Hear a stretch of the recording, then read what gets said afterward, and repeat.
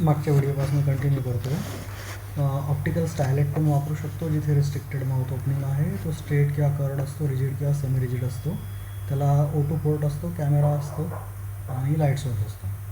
Number of attempts 2+1 बघितलं आहे. नंतर नेझली तुम्ही हाय फ्लो देऊ शकता 1 to 2 लिटर. नंतर सुप्राग्लॉटिक ॲज अ प्रायमरी और ॲज अ रेस्क्यू करू शकतो. सेकंड जनरेशन वापरायचा. नंबर ऑफ अटेम्प्ट 2 आहेत. हे वेगळं आहे याच्यापेक्षा, ॲडल्टपेक्षा. ओके. ब्लाइंड इंट्युबेशन नका करू म्हणतो, इंजुरीचा चान्स आहे स्पेशली पीडियाट्रिकमध्ये. तर ब्लाइंड कुठलंच इंट्युबेशन नका करू म्हणतो, ब्लाइंड बुजी पण टाकू नका म्हणतो. ट्रकिओस्टोमी करावी लागली तर फक्त इमर्जन्सी कोड D असेल तरच, कारण की पीडियाट्रिक ट्रकिओस्टोमी फार चॅलेंजिंग आहे करायला, पण त्यांचे ॲनाटॉमी मुश्किल आहे, खूपच प्रॉब्लेम आहे. हा मुद्दा पुन्हा आला आहे की कंप्लीट व्हेंटिलेशन फेल्युअर हे तुम्ही ऑक्सिजनेशन फेल्युअरच्या आधी डिक्लेअर करा. म्हणजे सॅच्युरेशन पडायची वाट नका बघू, कारण की एकदा पडायला लागला म्हणजे तो खूप पडेल आणि लवकर पडेल आणि तो लॅग पिरियड असतो म्हणून. पण हे प्रॅक्टिकली फॉलो करणं कसं आहे माहीत नाही, कारण की व्हेंटिलेशन फेल्युअर तर कितीदा होतं, पण सॅच्युरेशन आहे तर वी कीप ऑन ट्राईंग. ठीक आहे. रेअर आहे बच्चूमध्ये व्हेंटिलेशन फेल्युअर, आयदर मास्क होईल, LMI होईल, ट्यूब होईल, काहीतरी एक होऊनच जातं. मास्क तर इझीच असतो. ओबेसमध्ये मास्क डिफिकल्ट असतो पण इंट्युबेशन इझी असतं. त्यांची ॲनाटॉमी स्पेशल आहे, कारण की लॅरिंग्स वर आहे, क्रिकोथायरॉइड मेम्ब्रेन छोटी आहे, ॲडिपोज टिश्यू आहे नेकमध्ये. नंतर 2 ग्रुप केले त्यांनी, <5 आणि more 5. निओनेटमध्ये क्रिकोथायरॉइड मेम्ब्रेन हार्डली 2.6 mm आहे. ॲडल्टमध्ये 2 सेंटीमीटर आहे ऑलमोस्ट. आणि ॲडल्टमध्ये पॅरल असते, याच्यामध्ये अँग्युलेटेड असते. तर म्हणून नीडल जर टाकली अँग्युलेटेड असल्यामुळे ती वोकल कॉर्डकडे डायरेक्ट होईल. ठीक आहे. म्हणून आयडेंटिफिकेशन आणि डिलिएशन ऑफ क्रिकोथायरॉइड मेम्ब्रेन मुश्किल आहे.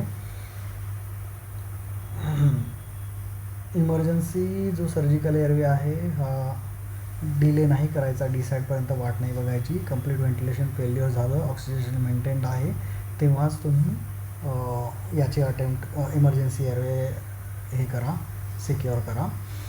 आणि फेस मास्कचे अटेम्प्ट्स लिमिटेड लिहिलेत, पण तसं काही नाही आहे, करू शकता तुम्ही. ठीक आहे. तर त्याच्यामुळे त्यांनी सांगितलं ट्रेंड असिस्टंट असेल तर ट्रकिओस्टोमी प्रेफर्ड आहे. त्याच्यातही स्कॅल्पेल बुजी टेक्निकच आहे, रॅपिड सिक्वेन्स ट्रकिओस्टोमी नाही, पटकन करायची आहे, स्कॅल्पेल बुजीनेच करायची आहे.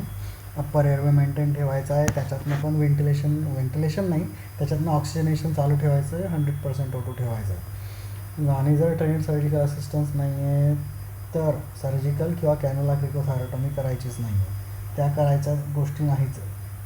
तर नीडल आणि कॅन्युला क्रिकोथायरॉटॉमी ही सर्जिकल किंवा कॅन्युला क्रिकोथायरॉटॉमी अलाउडच नाही. नीडल करू शकता, नीडलचंही आपण बघितले 2 ग्रुप.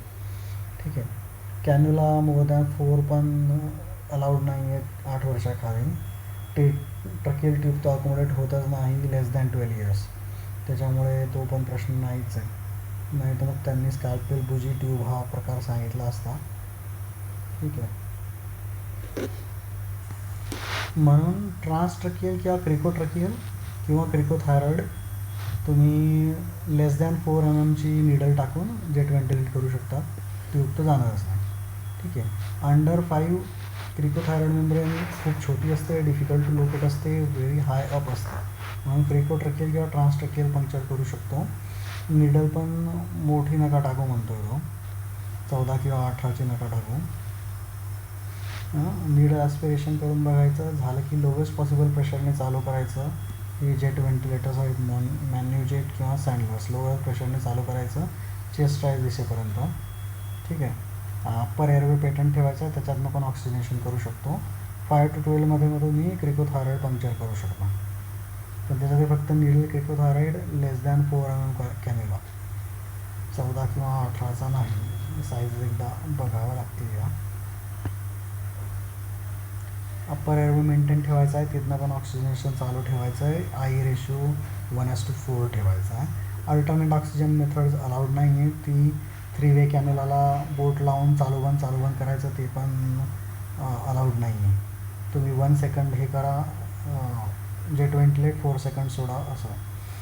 बाकीचे अल्टरनेट मेथड जे आहेत, या सर्व ब्रँड जे आहेत याच्याबद्दल डेटा लिमिटेड आहे, सजेस्टेड नाही आहे. आणि 40 मिनटाच्या आत ते पंक्चर रिप्लेस करायचं आहे टकिओस्टोमीने as soon as possible, within 40 minutes as soon as possible करायचं आहे. ठीक आहे. थर्ड अटेम्प्ट, फायनल अटेम्प्ट जर फक्त पिडियाट्रिक एक्सपर्ट असेल तरच. हे आपण आधी पण बघितलं. ठीक आहे. तर मेनली इमर्जन्सी सर्जिकल एअरवेचंच आहे. बिफोर डीसॅट सर्जिकल हे बघलं जसं स्टोमी नाही, ती पण स्काल्पेल गुजी टेक्निकनेच, आणि त्याच्यावर मग रेल रोड करून तुम्ही ट्यूब टाकणार. लेस दॅन 5ला क्रिकोट्रॅकियल, मोर दॅन 5ला क्रिकोथायरॉइड पंक्चर. 14 to 18ने करायचं आहे, सॉरी. लेस दॅन 4 mm पाहिजे, 14 किंवा 18च्या कॅन्युला. कन्फ्युजन क्लिअर झालं. 14 किंवा 18चा कॅन्युला वापरू शकता. सर्जिकल क्रिकोथायरोटॉमी अलाउड नाही आहे, कॅन्युला क्रिकोथायरोटॉमी अलाउड नाही आहे. Okay. Replace with formal tracheostomy ASAP. So code D, this is the recommendation. That's it. Thank you.